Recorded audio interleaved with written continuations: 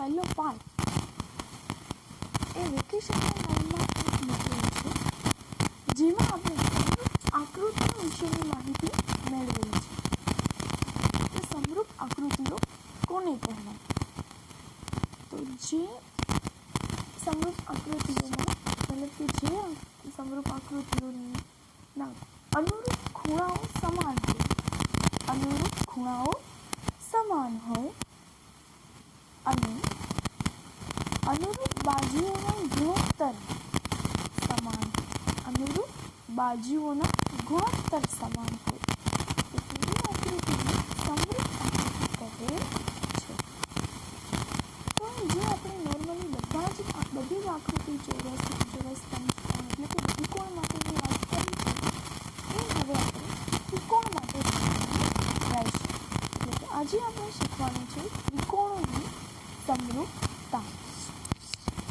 ત્રિકોણની સમરૂપતા એટલે કે ત્રિકોણ વિશેની માહિતી તમે ધોરણ 9ની અંદર ભણીને આવ્યા છો. એમાં તમે ત્રિકોણની એકરૂપતા વિશે ભણ્યું છે. એટલે કે તમને ખ્યાલ છે કે અનુરૂપ ખૂણાઓ અને અનુરૂપ બાજુઓ કઈ રીતે લેવાય. ત્યાં માત્ર ને માત્ર એક એ શરત હતી કે એની બાજુનો ગુણોત્તર 1 થવો જોઈએ, જ્યારે અહીં કેવું થવું જોઈએ? સમાન થવું જોઈએ, કે સમપ્રમાણમાં હોવું જોઈએ. ચાલો જોઈએ. સૌથી પહેલાં આપણે આજે જોવાનું છે ત્રિકોણની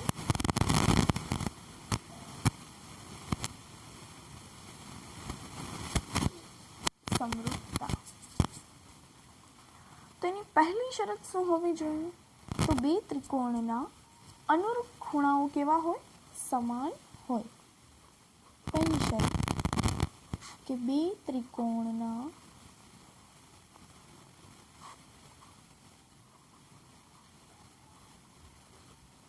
અનુરૂપ ખૂણાઓ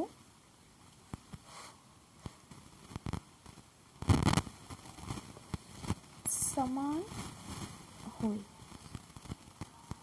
ત્યારબાદ એની બીજી શરત આવશે કે તેમની જે અનુરૂપ બાજુઓના ગુણોત્તર જે છે કેવા થશે?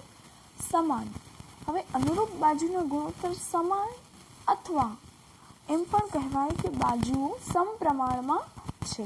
તેનો મતલબ પણ એ જ થશે કે એના ગુણોત્તર છે એ સમાન છે. તો એની બીજી શરત એ આવશે કે અનુરૂપ બાજુઓના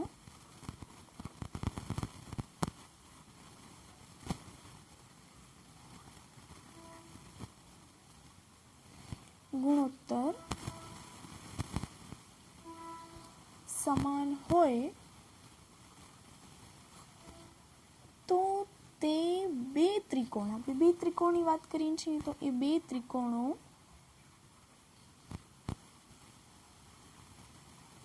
સમરૂપ છે. હજી એકવાર ત્રિકોણની સમરૂપતા વિશે આપણે વ્યાખ્યા જોઈ લઈએ. તો માત્ર ને માત્ર શું જોવાનું છે? તો બે વસ્તુ જોવાની છે. ત્રિકોણના બે મુખ્ય અંગ છે, ખૂણાઓ અને બાજુઓ. તો એક શરત ખૂણા માટે છે, બીજી શરત બાજુ માટે આપેલી છે. તો પહેલાં આપણે જોઈએ ખૂણા માટે કે બે ત્રિકોણના જે અનુરૂપ ખૂણાઓ છે એ કેવા હોય? સમાન હોય છે. અને એના જે અનુરૂપ બાજુઓ છે એના ગુણોત્તર જે છે એ કેવા થશે? સમાન થાય છે. ખૂણાઓના માપ સરખા હશે અને ગુણોત્તર, બાજુઓના ગુણોત્તર છે એ સમાન મળશે.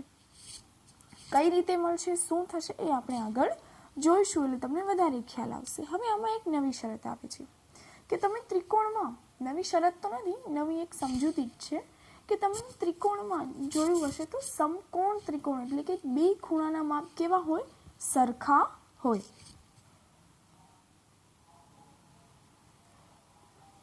તો આ પરિસ્થિતિમાં જે એની અનુરૂપ બાજુઓના જોડ છે એના ગુણોત્તર પણ કેવા થશે? સમાન હોય છે. એટલે કે બે સમકોણિક ત્રિકોણમાં પ્રત્યેક બે અનુરૂપ બાજુઓની જોડના ગુણોત્તર સમાન હોય છે. કે બે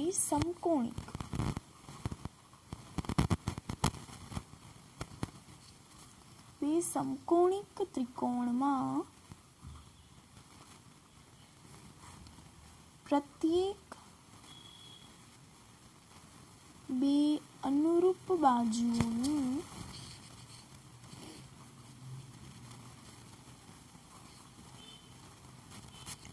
જોડના ગુણોત્તર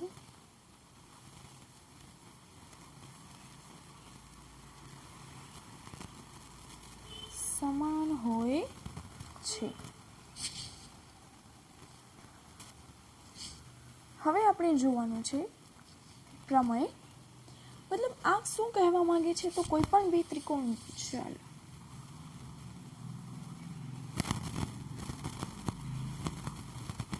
આ 90 અંશનો ખૂણો લીધો, આ 45 અને 45 એટલે બે સમકોણિક થયું, એટલે કે આ બે ખૂણાના માપ કેવા હોય, સમાન હોય. એવી જ રીતે બીજું ત્રિકોણ લઈએ,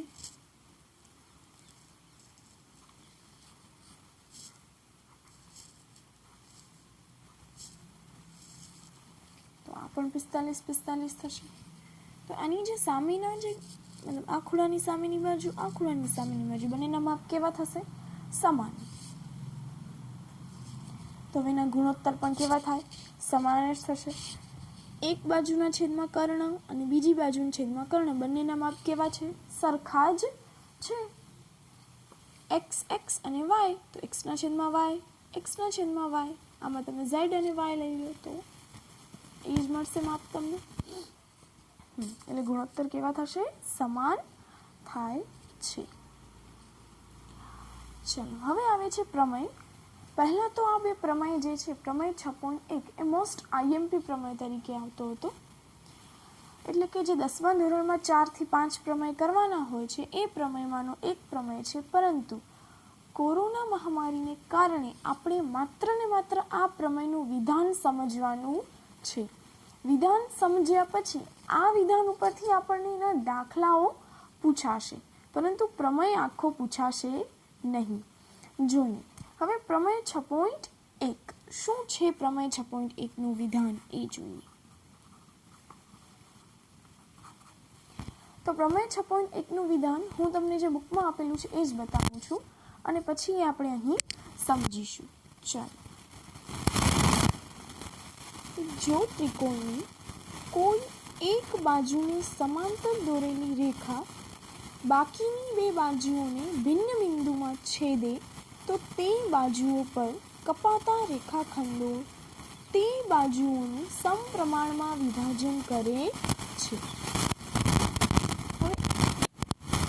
હવે એવું લાગ્યું કે પ્રમેયનું વિધાન આપણે વાંચી ગયા, બટ કંઈ વાંધો નહીં, એમાં કંઈ ખબર નહીં પડી શું વાત કરી, કઈ બાજુ લીધી, કઈ કપાતા રેખાખંડ આવ્યા, શું થયું. તો હું હવે વિધાન વાંચતા વાંચતા એની આકૃતિ દોરું છું, એના ઉપર પણ ધ્યાન આપજો. તો જોઈએ કે શું કીધું છે કે જો ત્રિકોણની કોઈ એક બાજુને સમાંતર દોરેલી રેખા, તો સૌથી પહેલા આપણને શું લેવું પડશે, એક ત્રિકોણ.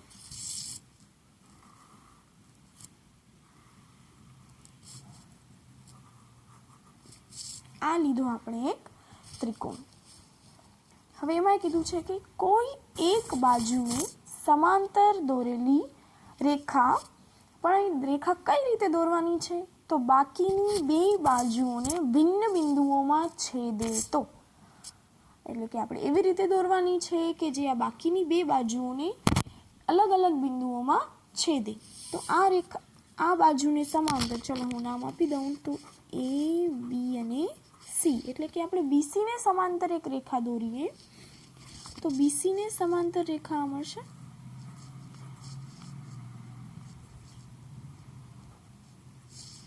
હવે બાકીની બે બાજુઓને ભિન્ન બિંદુમાં છેદે, એટલે કે આપણે એક રેખા દોરી ડીઈ જે એબીને ડી બિંદુમાં છેદે છે અને એસીને એ બિંદુમાં છેદે છે. ચલો આટલું સમજમાં આવી ગયું કે બાકીની બે બાજુઓને ભિન્ન બિંદુમાં છેદે તો તે બાજુઓ પર કપાતા રેખાખંડો, એટલે કે હવે અહીંયા જુઓ તમને રેખાખંડો મળી ગયા. એક બાજુ પર બે રેખાખંડ મળે છે, એક છે એડી અને બીડી, એઈ અને ઈ સી. તો એ જે રેખાખંડો છે તે બાજુનું સમપ્રમાણમાં વિભાજન કરે છે. એટલે કે આ જે ગુણોત્તર જે છે આ, એટલે કે એડી છેદમાં બીડી અને એઈ છેદમાં ઈસી, આ બંનેના ગુણોત્તર કેવા થશે, સમાન થાય છે. કેવા થશે, સમાન થાય છે. બસ આપણે અહીં એટલું જ સમજવાનું છે કે આ રીતે જો તમને કોઈ એક સમાંતર રેખા દોરો સમાંતર રેખા, નોર્મલ કોઈ આડી ઊભી રેખા નથી દોરવાની, આપણે સમાંતર રેખા દોરવાની છે. એ કોઈ પણ બાજુને સમાંતર દોરી શકો છો, એવું જરૂરી નથી કે બીસીને જ સમાંતર લેવાની. તમે આ રીતે પણ સમાંતર રેખા દોરી શકો છો. તો જ્યારે આવું થાય છે ત્યારે એના જે રેખાખંડો મળે છે એ કેવા થાય છે? તો સમપ્રમાણમાં વિભાજન કરે છે. કોનું? તો એની બાજુનું સમપ્રમાણમાં વિભાજન કરે છે. એના છેદમાં સી. જનરલી આપણે આ આકૃતિ પરથી આ વસ્તુ સાબિત કરવાની હોય છે, એટલે એના માટે આપણે અમુક લંબ દોરવાના હોય છે. પછી ત્રિકોણની સમરૂપતાનો ઉપયોગ કરીશું, ત્રિકોણના ક્ષેત્રફળના સૂત્રનો ઉપયોગ કરીશું અને સાબિત કરીશું. પણ અહીં માત્ર ને માત્ર આપણે શું કરીશું? આ વિધાનને સમજીશું. ચલો, હું તમને એક વખત આ પ્રમેયની માહિતી એટલે કે એની જે સમજૂતી છે એ આપી દઉં છું, પણ એ તમને કરવાની નથી. એ તમને કરવાની નથી. ચલો, આટલું ખ્યાલ આવ્યું?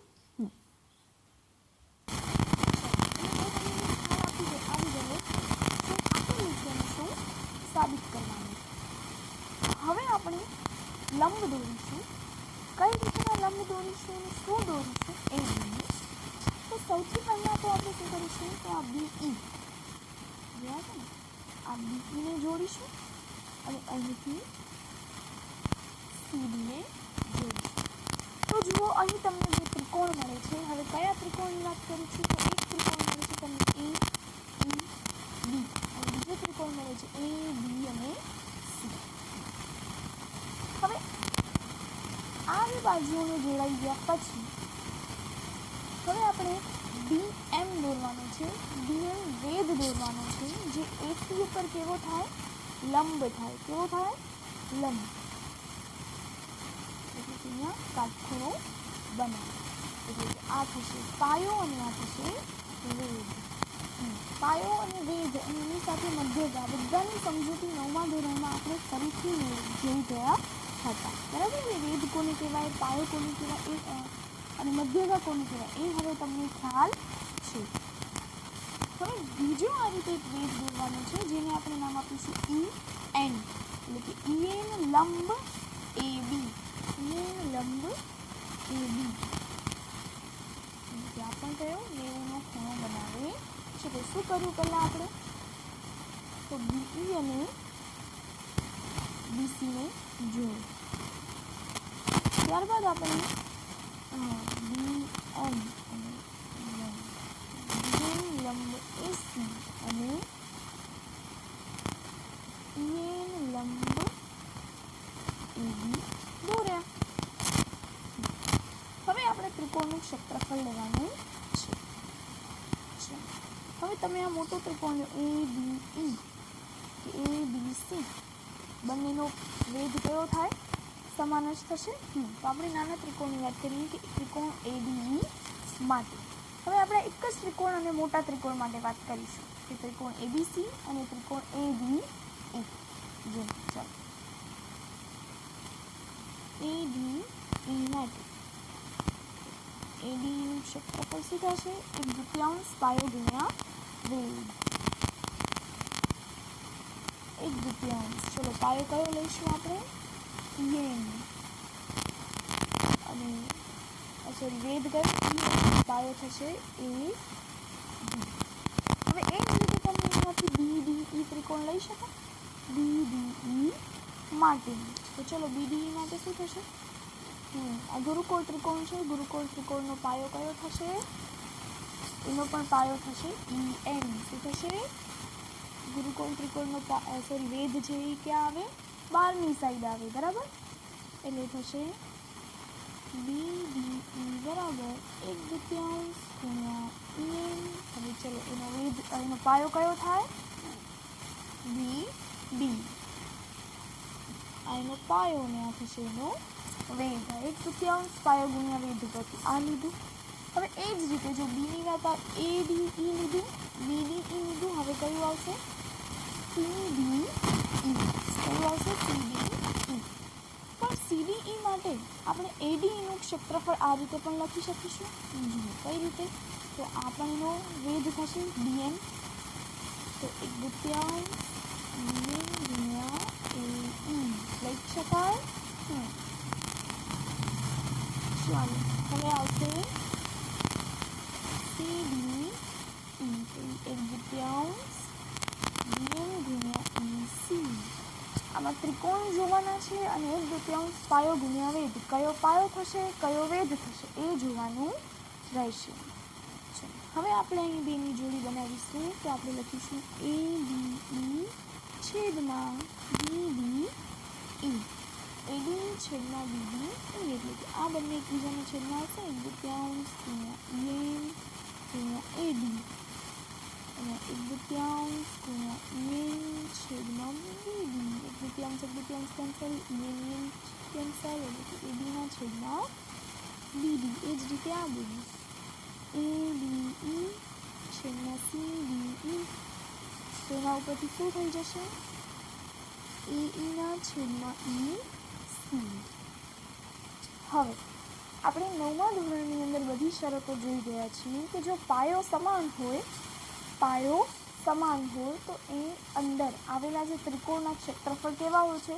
સમાન હોય છે. તો જો આ પાયો સમાન છે અને બે સમાંતર રેખાની વચ્ચે આવેલા ત્રિકોણના ક્ષેત્રફળ કેવા હોય? સમાન હોય છે. એટલે કે ત્રિકોણ BDE અને ત્રિકોણ CDEના ક્ષેત્રફળના માપ કેવા થશે? સમાન થશે. BDE બરાબર CDE. બે સમાંતર રેખાઓની વચ્ચે આવેલા બે ત્રિકોણના પાયા જો સમાન હોય તો તે બંને ત્રિકોણના ક્ષેત્રફળ સમાન હોય છે. એ જ રીતે એક સમાંતર બાજુ ચતુષ્કોણ અને એક ત્રિકોણ વિશે પણ આપણે શીખ્યા છીએ કે સમાંતર બાજુ ચતુષ્કોણના ક્ષેત્રફળ કરતાં ત્રિકોણનું ક્ષેત્રફળ કેવું હોય છે? અડધું હોય છે. આ બધું જ આપણે 9મા ધોરણમાં શીખીને આવ્યા છીએ. હવે જુઓ, એક પરિણામ તમને આ મળે છે, બીજું પરિણામ આ મળે છે અને ત્રીજું પરિણામ આપણને બે ત્રિકોણના ક્ષેત્રફળ સમાન મળે છે. તો તમે BDની જગ્યાએ CDE લખી શકો અથવા તો CDEની જગ્યાએ BDE લખી શકો. એટલે કે ABE છેદમાં BDE. તો આની જગ્યાએ પણ તમે BDE લખી શકો છો. તો એની ઉપરથી આ બે કેવા થઈ જાય? સમાન થઈ જાય. તો પરિણામ 1, 2 અને 3 પરથી AD છેદમાં BD બરાબર AE છેદમાં EC. આ થઈ ગયું તમારો પ્રમેય સાબિત. આ તો માત્ર સમજૂતી કરાવી છે એટલે વ્યવસ્થિત લખાણ જે આપણે ગુજરાતીનું લખાણ લખવું પડે એ લખ્યું નથી. માત્ર ને માત્ર મેથેમેટિકલ સ્ટેપ જ દર્શાવ્યા છે. પરંતુ તમને આ માત્ર ને માત્ર સમજૂતી માટે શીખવ્યો છે. તમારે આ પ્રમેયની સાબિતી કરવાની આ વર્ષે આવતી નથી. Thank you.